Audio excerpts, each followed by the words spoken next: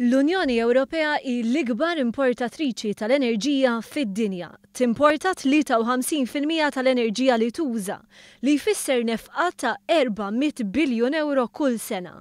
Grid konġunta tal-enerġija tista' tiffranka lill-konsumaturi Ewropej mal-40 biljun euro fis-sena.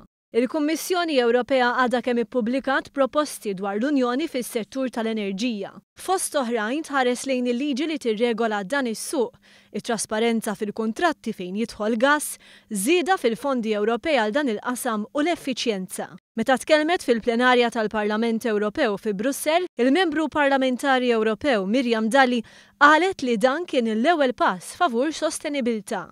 Temmen li kooperazzjoni akbar bejn l-Istati membri kollha u solidarjetà konkreta fil-qasam tal-enerġija huma fundamentali.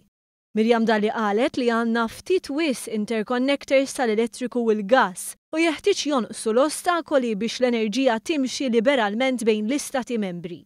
Enfasizzat il-ħtieġa li tkun imtejba r-relazzjoni u l-konnettività man-nofsinhar tal-Ewropa u man-naħa ta' fuq tal-Afrika. Tkellmet fuq il-ħtieġa li jkunu stabiliti ħabs tal-gass likwidu u li jkun esplorat il-potenzjal massimu tal-gass naturali LNG.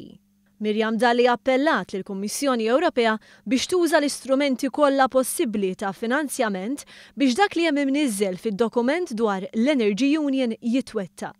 Sostniet li xtaqet tara enfasi akbar dwar il-faqar fejn tidħol l-enerġija u dwar ir-rabta bejn l-enerġija u l-klima. Madwar l-Ewropa 75% ta' djar mhumiex effiċjenti fejn tidħol l-enerġija.